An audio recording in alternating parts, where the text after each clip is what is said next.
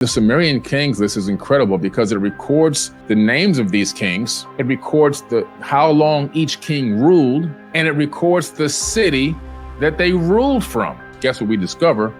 We discover remnants of those ancient cities. They actually existed. In Eridug, Alulim became king. He ruled for 28,800 years. Think about that.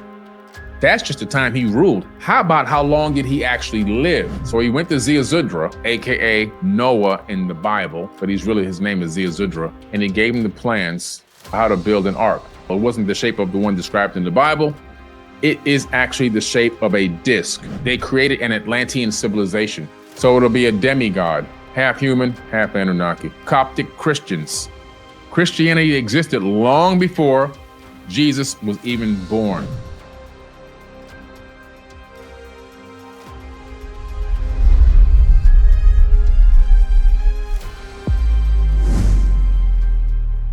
Now, what is the Sumerian kings list? It's an incredible list of kings that ruled on planet Earth long ago. We're talking about very long ago. That time period or that time frame got put into dogma, into religious systems, and then they now say the planet's only that old. It's a farce and it's a joke, because we know we found things on this planet hundreds of thousands, tens of hundreds of thousands, and even millions of years old.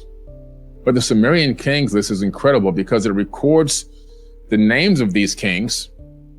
It records how long each king ruled, and it records the city that they ruled from.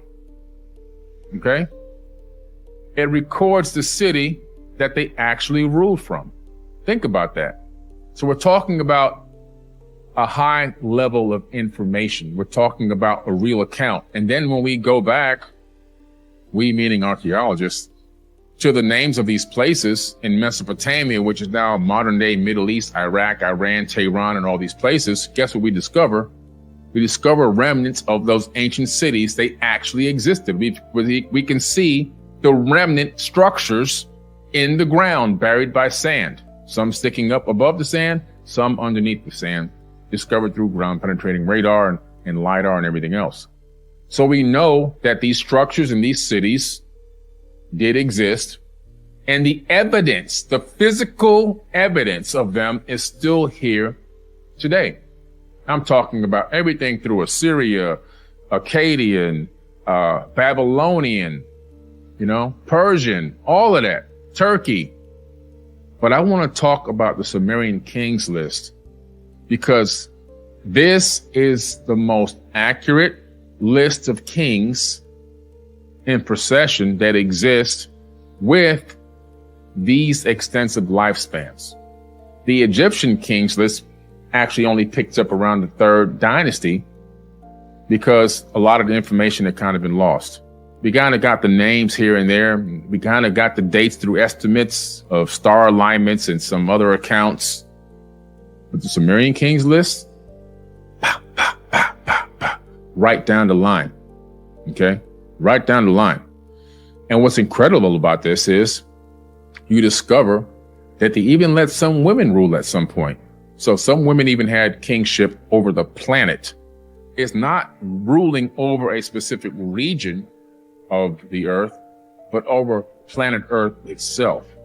But let me show you a picture. Now, where can you find this Sumerian kings list, these mythical tablets? Well, there's only one, and that actually is located, the original is located at the Ashmolean Museum in Oxford, England. So I took a trip there myself, and this is the photo, the Sumerian kings list translation. In the following translation, we're going to be going over the Sumerian kings list located in the Ashmolean Museum in Oxford, England. And it begins here. After the kingship descended from heaven, they're talking about kingship used to be in heaven. Now, in these ancient references where you see heaven, they're not talking about heaven where the pearly white gates are. They're talking about heaven as meaning above the earth. And everywhere that you see the word heaven, They're talking about these kingdoms that exist outside of Earth's atmosphere. After kingship had descended from heaven, meaning that kingship was being ruled from space, not from the planet itself. And we know that the Sumerian god Anu, A-N-U, who was the head god at one point, he didn't like coming down to the planet's surface. He preferred to rule from the sky. After the kingship descended from heaven, kingship was in Iridug. In Iridug, Alulim became king. He ruled for 28,800 years. Think about that. They record these years in shars. A shar is 3,600 years. His total amount of years combined, according to these people, was 28,800. One man. That's just the time he ruled. How about how long did he actually live? They had access to monoatomic gold, colloidal silver, the elixir of life that they always talk about in these tablets. They knew how to transfer their mind from one body to the next. They knew how to create clones of their own body in something called the halls of Amenti in rejuvenation chambers and transfer from body to body, living amongst men but unlike men, giving the impression to the people that they were eternal, that they were immortal. Then what happens? Alajar ruled for 36,000 years. The two kings, they ruled for 64,800 years. Then Iridug fell, and the kingship was taken to Batabiera. In Batabiera, Enmenluana ruled for 43,200 years. One person. 43,200. They didn't have the telomeres capped. Their telomeres aren't capped. We know that there was a genetic mutation to mankind around 200,000 years ago where telomere number, chromosome number 2 was taken out, fused together, and 2 telomere caps were put on this chromosome, one on each side. And the telomere was capped, meaning once it runs out of genetic buffer material, you begin the death process. Well, we know for a fact that prior to that, there's recordings of humans, Homo sapiens like us, living for way more than 60, 70, 80 years. But with the cap, the maximum lifespan is 120 years. And what did they find out at Harvard University? The maximum lifespan of a human being under the most pristine conditions and health is about 120 years. Even Star Trek copied that same thing because they've got the right conditions there in that particular century. So the maximum lifespan of a human being in the Star Trek series is 120 years. We know that he ruled for 43,200 years. Enmengalana ruled for 28,800 years. Dumuzid, the shepherd, ruled for 36,000 years. In one city they ruled this long. 3 kings, they ruled for 108,000 years. Then Batabiera fell, which means the end of that, it was the end of that reign. Somebody else had to take over in some other place. And the kingship was taken to Zimbir. In Zimbir, Enmendarana became king. He ruled for 21,000 years. One king, he ruled for 21,000 years. Then Zimbir fell, and the kingship was taken to Surapag. In Surapag, Ubar Tutu became king, and he ruled for 18,600 years. One king. In 5 cities, 8 kings ruled for 241,200 years. Then the flood swept over the land. They didn't want you to know that people came here that looked like us, but that really weren't quite us. That not only did they come here, but they developed a breakaway civilization on Earth and they ruled here. But here you have a physical, actual piece of evidence. And then we can track back and we know where these cities were real. And they're trying to say the Earth is 5,000 to 6,000 years old. Are you kidding me? Now, the flood swept over the land. So what happened was after the flood swept over the land, they said, we got to change this up now. Now, first of all, when this flood came, this was a situation that was even talked about in the Emerald Tablets of Thoth, where there was a global flood. As a matter of fact, in the Emerald Tablets of Thoth, which I talk about in my book, Compendium of the Emerald Tablets, you can get it on Amazon or forbiddenknowledge.com. Thoth, in the opening scene, is talking to his father about the flood is finally beginning to subside, and that the rush of fountains have slowed down, and that ancient temples are coming up out of the mud. And his dad tells him to get a crew together and go to the land of Chem and rebuild civilization. So we know that this flood is real, and we have a flood account in every single civilization on every continent, every ancient culture on the planet. I believe there were potentially more than just one flood. Some were regional, some were global. We're talking about a massive flood. And in the Sumerian tablets, according to the tablets, the reason for the flood could have been stopped. But Enlil was so disgusted with human beings, if you read the Epic of Gilgamesh and the Epic of Atrahasis, he was so disgusted he wanted to wipe out the creation and begin anew, start over. He was like, let's wipe him out and start fresh. And his relatives, Enki and Hersag and everyone else, they were pissed. They were like wailing to please don't do this. But he was the king at the time, so he had the right to allow this to happen. And he did. And so what Enki did was he contacted some of his people on Earth and said, look, there's a situation about to go down, and I need you guys to be prepared for this. So I'm going to give you these floor plans, and I need you to build this structure. I can't do it for you because it's going to look really suspect if I do it. But I'm going to give you these instructions and allow you to go ahead, and if you listen to me, you'll escape this calamity. So he went to Ziusudra, aka Noah in the Bible, but his name is Ziusudra, and he gave him the plans for how to build an ark. It wasn't the shape of the one described in the Bible. It is actually the shape of a disc. And this tablet has been discovered. It was discovered about 4.5 years ago, and it's now public knowledge.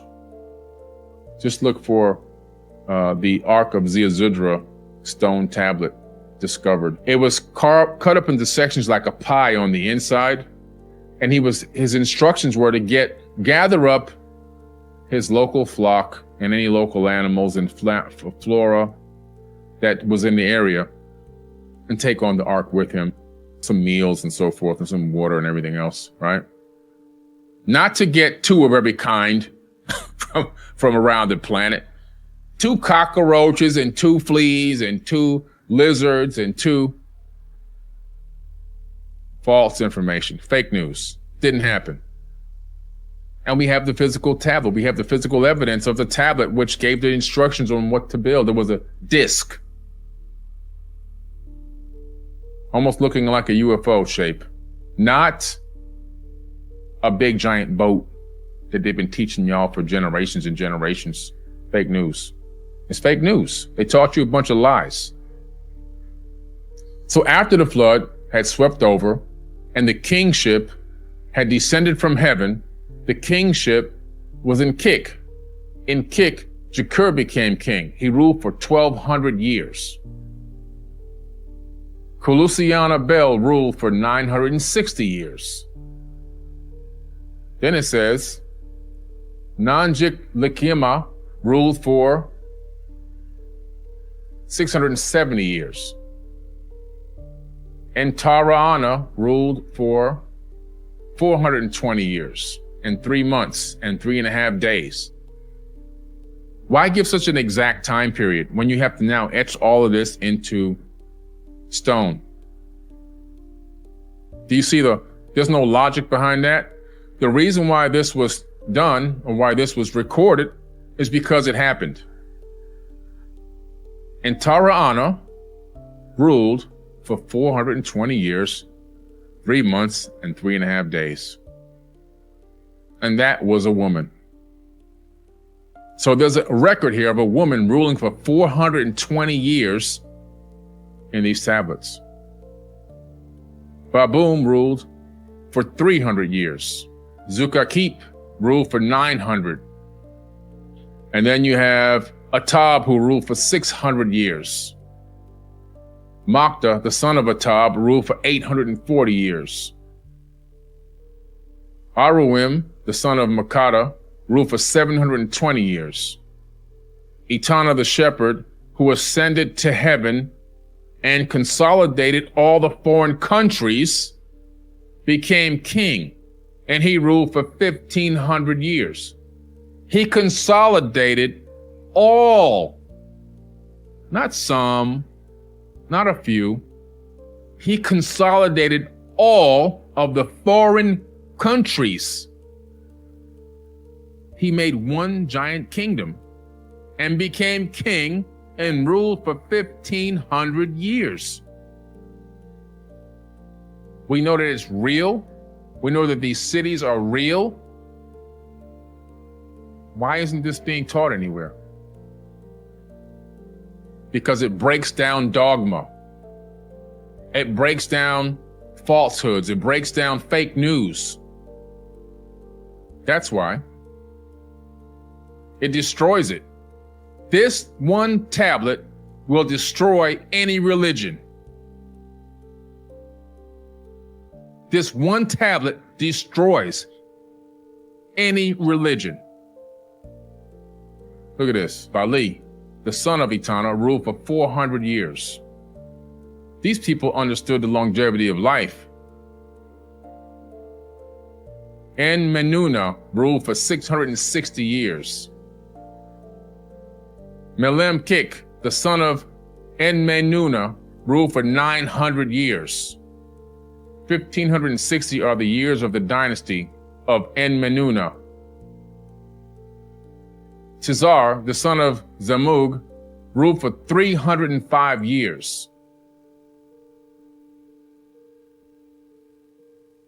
Iku ruled for 900 years. Itasadum ruled for 1,200 years. Enmegbarajesi, who made the land of Elam submit, became king, and he ruled for 900 years. Aga, the son of Enmenbaresi, ruled for 625 years. 1,525 are the years of the dynasty of Enmegbarasi. 23 kings, they ruled for 24,510 years, 3 months, and 3.5 days. Then Kik was defeated, and the kingship was taken to Eanna. Do you see the detail in this? Do you see how intricate this is? How much effort had been put into this information? So, this text is really incredible because it's so ancient. And this version of the Sumerian tablets, of this king's list, the Sumerian king's list in this tablet, is copied from even an older tablet. And that previous one was copied from even an older tablet. And that one was copied from even an older tablet. So we're looking at a copy of text that goes back, who knows how many hundreds of thousands of years. You're looking at some of the oldest account in the world of people who came from another place, not from Earth, and created a breakaway civilization, and then began to rule over this planet. It comes down to a point where they begin to give kingship over to humans. It comes to a point post-diluvial, after the flood, where they say, okay, there's a lot of people on this planet now. And now we're going to begin to have a liaison between us and the human race. So we're going to have a person, and that go-between is a person that's going to be half human and half Anunnaki. In this case, these Anunnaki beings created an Atlantean civilization. So it'll be a demigod, half human, half Anunnaki. And so the original pharaohs were kings. They were the liaisons between these gods who wanted to see their will imposed on the land and the masses.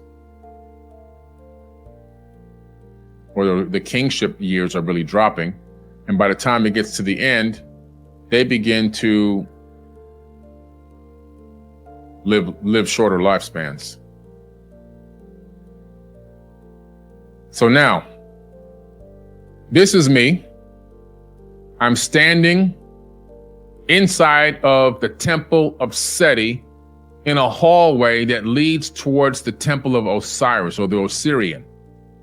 And in this incredible, super ancient hallway, on one side is the original Egyptian kings list that's used to make all text based off of Egyptian kings list pretty much in the world. If you're looking at the screen, it would be to your right. If you're facing away from the screen, it would be to the left. On the left side are giant representations of the Netiru, the ancient gods that came to earth during the time of Zep Tepi and turned mud into a kingdom. That's what they said there, not me. They said the Netiru came from outside of this earth and they came down to the ground, and after the flood, they turned mud into a kingdom. The Emerald Tablets says the same thing. When they saw the temples, when Thoth saw the temples rising up out of the mud, they decided to go to the land of Khem and rebuild civilization. Same thing. Same story, different tablets, different time periods, same story. The Dogon tribe right now are in Mali, Africa. Now, what's interesting about the Dogon tribe is they literally were the original inhabitants of pre-dynastic Egypt, or AKA the land of Kemet, okay? They were the people that were inhabiting the land of Kemet, and they were the people that had, and still do, have significant knowledge that has baffled scientists for, 4 or 5 decades now since they've learned about them. And so the Dogon tribe, we can date back to at least 7,200 to 7,300 years that they were already in Kemet before it was called. Long before it was called. Egypt is a fairly new name. It's a Greek name. The land of Kemet, okay? And so you had Kemet, and later on, Kemet got broken up to Egypt and Nubia, which are still really the same damn place. But the Dogons had a significant knowledge of the universe. And scientists were baffled because some of the knowledge that the Dogon tribe had, modern science hadn't even acquired yet. They knew about a trinary star system located in Sirius. 3 stars orbiting each other. They knew that one of the stars, Sirius B, had literally lived its full lifespan and ran out of fuel. Some stars, when they run out of fuel, they'll actually explode, okay, and turn into a supernova. It depends on how much mass the star has. Some stars aren't big enough to go supernova, like our star, the star we have that we orbit. This is why creating a breakaway civilization and leaving your star to go somewhere else and create a breakaway civilization is the norm for any advanced race of people, which is exactly what happened here. And we have the evidence in writing carved and etched into stone all over this planet, etched into stone, saying that's exactly what happened. The Dogon tribe, what did they say? You want to have pride in your ancestors? You want to feel good about your ancestors? Well, don't spit in their face then when they tell you that the Nomo came from another star named Sirius B and brought them advanced knowledge of the universe. They came from space to this planet and sat with these people and taught them about star systems, planetary alignments. They taught them about every single planet in our solar system, the shape, the size, the color, the orbital periods, the equatorial periods, everything going on within our solar system and beyond they had this advanced knowledge and still have it till this very day. They have this special ritual called the Ziggy, where they put these masks on and they do these alignment rituals only when specific stars and planets are aligned in space. And they do this with no telescope. And they know about these orbital periods of trinary star systems with no telescope. By the way, Sirius B can't even be seen by the naked eye on a great night. Because it's a failed star, it ran out of fuel, it became a white dwarf. Just like our sun is going to become a white dwarf, which is the point I was trying to make. Our sun's going to expand and it's going to shrink to a white dwarf. They even knew how much mass was in the white dwarf. You see, just because the sun shrinks down, it doesn't lose its mass. What happens is the mass is compressed and condensed so that one spoonful, if you were able to take a spoon and take a spoonful of the mass of a white dwarf, every human being on the planet together couldn't lift it. The Dogon tribe know this. They've made that exact statement. So they understand astrophysics on a level that we had to discover much, much, much later than them. But they knew this 7,000 years ago. What's interesting is when they got to Kemet, it was on the rebuilding phase, meaning prior to the Dogon tribe, prior to the Great Flood, there was an advanced civilization there as well. Matter of fact, that entire region, forget that, the entire planet was an advanced civilization.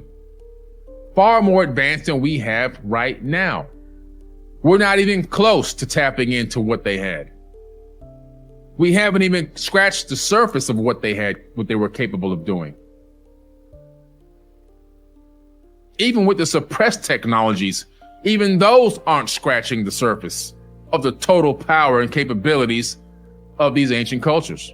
The Dogon tribe never had a military, police, or a jail system because they had zero crime. They would have disagreements, and then an elder would negotiate the terms of an agreement between the two sides, and that was the end of it. We don't know nothing. We're still launching chemical propelled rockets into space. We know nothing. So don't spit in your ancestors' faces by thinking you know more than them, because you don't, and neither do I. And so we know that, unfortunately, because of how peaceful they were, another race came in from the area and was like, you know what, man, these people are just relaxing in this golden age. They just chilling. They ain't got no worries in the world. They focusing on arts and crafts and knowledge and philosophy. We'll just take them over. So they got pushed out and went out into Mali, Africa, where they are right now, in Mali. Egypt, or Kemet, whatever you want to call it, has been overthrown 7 times. Another thing that's, before I continue to go into this Egyptian kings list, another thing that people get inaccurate or wrong is thinking that Egypt was all one race for the whole time. That's a falsehood. That's fake news. Egypt was overthrown 7 times by 7 different groups of people, multiple races. This is why when you go to the Cairo Museum, which I'll take you there if you come with me, when you go to the Egyptian Museum of Civilization, which I'll take you there if you come with me, you'll see bodies in there. You'll see the mummies in there. You'll see black mummies with dreadlocks and elongated skulls, by the way. You'll see black mummies with blonde hair. You'll see fair-skinned mummies with red hair. You'll see mummies that resemble people of Persian, the Greek. You'll see even some that look Asian. So why is this? Egypt was a multicultural location in Africa. Even the last ruler was Alexander the Great. He became a pharaoh there. We know he wasn't black. We gotta tell the facts. But then you go down a little further, you see, go up another couple of dynastic eras, and you're gonna find out the people look different. It's just a fact. It's a fact of life. We gotta stop running from it. We gotta start promoting the fake news. Yes, there were black people in Egypt. Over time, it changed up from race to race to race. It just is what it is. As Egypt was, like I said, overthrown 7 times in history. And the reasons why the noses are broken off and the ears are off is not because people didn't want people to know that black people were in Egypt. That's another big lie that's been out there for a very long time, going viral and floating around nonstop. When you come to Egypt with me, you learn the truth. That the statues and carvings there that date back 5,000, 6,000, 7,000, some even further back than that, years, thousands of years, before anybody of any other culture or skin tone came there, they're already off. Not all of them, but a lot of them. Then there's 2 reasons. The first reason is the most delicate part of these statues is the nose and the ears. They're the first to erode. They're the first to break when it falls. They're the first to go when they take them down and bury them or whatever happens. That's the reason number 1. The second reason is the Coptic Christians. Christianity existed long before Jesus was even born. The Coptics said, you know what? They kind of followed under Akhenaten's monotheistic ideas and began this whole new Coptic Christian thing. Akhenaten, the reason why he was kicked out of Egypt was because he started saying there's only one God and we're going to follow God. So he was worshiping Amun-Ra, but the people were like, okay, well, that's the only one then. So then it turned into the God of heaven and it turned into the Father God and the Lord. And the Coptics took that and ran with it over time. And then it was like, we have to deface all the other gods because Akhenaten said there'll be no other God but him. So let's begin to erase this. And so the people of Egypt, they were getting pissed off at Akhenaten because he was having people go around chipping away the faces. He was. That's King Tut's dad. King Tut's dad, who was a black pharaoh, ordered this. Then the Coptics carried on. Everywhere where they would hide out from the Romans, they would hide in these ancient temples and places, and they would just, while they were in there, they just start chipping away because it was an insult to them. It was demonic. So they start chipping away all the faces of all these Egyptian gods. And then the Tiru, or AKA the Anunnaki, they would start chipping away all the faces. Anytime they came across a statue, chip it away. It was the ultimate, it was considered the ultimate insult. And that's how all these faces and noses got chipped away. We kind of get broken up with the first dynastic, the Dogon were pre-dynastic. Then we go into the dynastic era and it's really lost. There's not a lot of information about the first dynasty, the second dynasty of Egypt. The first 2 dynasties are it's really tough to put it together. And what we do know though is, here's something interesting. Human sacrifice was practiced at the funerary rituals that were associated with the pharaohs.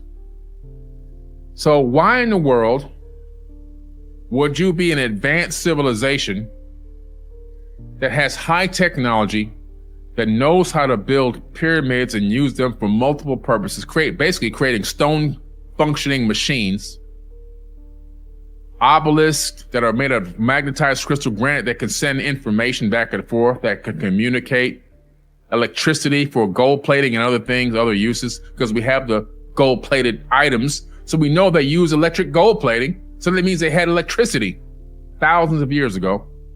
We know they had light bulbs and all of this. And so now with all this high knowledge and all this, you begin to do now human sacrifices. Something's wrong here with this picture. The sacrifices were done. Well, that tells me something about these people. They weren't that intelligent. You begin to discover that a lot of these sites that I take you to in Egypt are super ancient. I'm talking about far older than you can even imagine. We're talking about tens of thousands, in some cases, tens of thousands of years old. And you begin to discover that by the time the first dynasty begins, they inherited what was already there. They built nothing. These people in the first dynasty and second dynasty built nothing. And whatever they did build fell apart, mud brick stuff. It's a joke. They inherited these megaliths.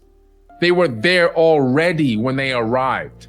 Just like the Mayans built nothing. And the Mexican archaeologists will tell you this, that the Mayans built nothing, because they know. The Mayans inherited what was already there.